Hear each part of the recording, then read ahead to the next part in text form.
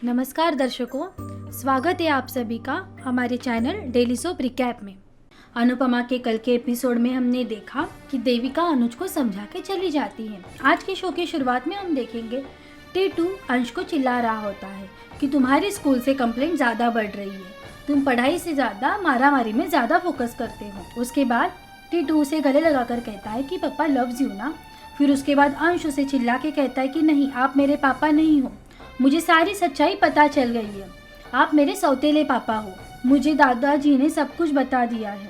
उसके बाद डिम्पल वहाँ पे चली आती है और टीटू को चिल्लाती है कि तुम मेरे बेटे को मत चिल्लाओ, ये तुम्हारा सौतेला बेटा है, इसका मतलब ये नहीं है तुम इस पर रुबाब झाड़ो। और फिर डिम्पल वंश को वहाँ से भेज देती है। उसके बाद टीटू कहता है कि तुम बार बार मुझे सौतेला क्यों कहती हो, मैं तुम दोनों से सबसे ज़्यादा प्यार करता हूँ और तुम मुझे ऐसा बार बार क्यों कह रही हो। फिर डिम्पल कहती है हाँ यही सच्चाई है कि अंश तुम्हारा सौतेला बेटा, इसीलिए तुम्हें खुद का बेटा चाहिए, इसीलिए तुम मुंबई जाने के लिए भी मुझे कह रहे हो। ये सब आवाज़ें अनुपमा के आशा भवन में आ रही होती है। उसके बाद अनुपमा कहती है कि इस डिम्पल को क्या हो गया है, वो 6 महीने में इतनी कैसे बदल सकती है। बेचारा टीटू बहुत अच्छा है, वो डिम्पल के लिए घर जमाई बनने के लिए तैयार हो गया, लेकिन अब ये लोग उसे ऐसा क्यों बिहेव करते हैं। मिस्टर शाह ने अगर उन दोनों की शादी कराई है तो उनका घर भी बसा देना चाहिए, इस तरह से उनमें झगड़े नहीं लगाने चाहिए। फिर हम देखेंगे टीटू कहता है कि मैं अपना घर ये सब छोड़ के तुम्हारे पास चला आया हूँ और फिर भी तुम मुझसे कभी इस तरह से अच्छा व्यवहार नहीं करते, सभी लोग मुझे सौतेला और पराया मानते हो। फिर डिम्पल कहते कि हाँ यही सच्चाई है, तुम वंश के बाप नहीं हो तो होने का ट्राई भी मत करो, उस पर सिर्फ मेरा हक है। और इतना कहकर डिम्पल वहाँ से चली जाती है और टीटू भी बाहर निकल आता है। अनुपमा और नंदिता टीटू को देखती है, फिर टीटू इशारे से कहता है कि नहीं कुछ नहीं हुआ है। उसके आगे हम देखेंगे कि बालाजी इंदिरा जी का नाम अपने हाथ पर लिख लेते हैं और रो रहे होते हैं।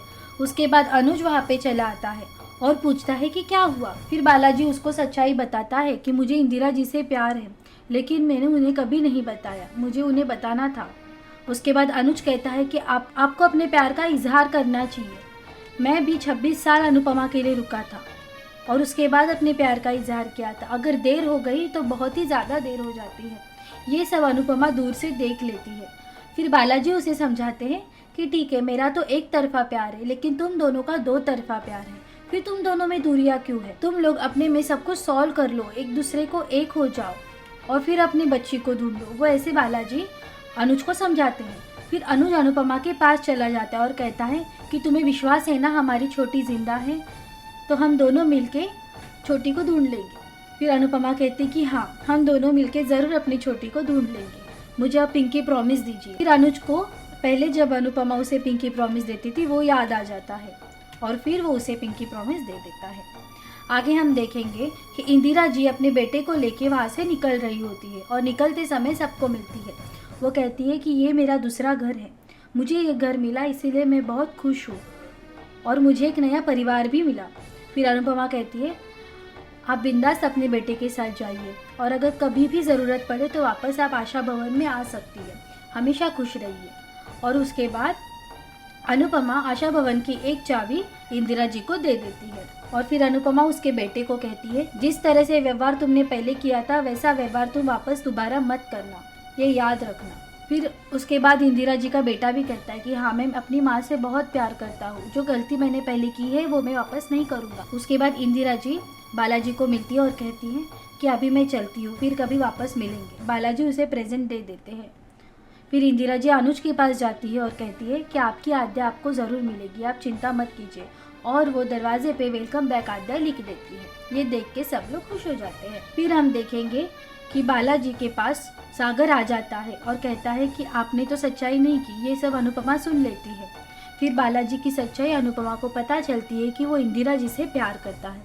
फिर अनुपमा उन्हें अपनी स्टोरी बताती है कि मैं 3 बच्चों की माँ थी, मेरा डिवोर्स हो गया था, लेकिन फिर भी अनुज ने मुझे प्रपोज किया था, हम पूरी दुनिया से लड़े थे और फिर हम दोनों ने शादी भी की थी। वो बालाजी से प्रॉमिस लेती है कि तुम इंदिरा जी को सच्चाई बता देना। बालाजी भी उसे प्रॉमिस कर देते हैं कि हाँ मैं इंदिरा जी को अपनी सच्चाई बता दूंगा। उसके बाद अनुज अनुपमा को दूर से देख रहा होता है, जो भी वो बालाजी को बता देती है। ये था आज का पूरा एपिसोड। आने वाले एपिसोड में हम देखेंगे अनुज अनुपमा मिलके किस तरह से छोटी को ढूंढते हैं। ये सब जानने के लिए सब्सक्राइब कीजिए डेली सोप रिकैप को और जुड़े रहिए हमारे साथ डेली सोप रिकैप में। धन्यवाद।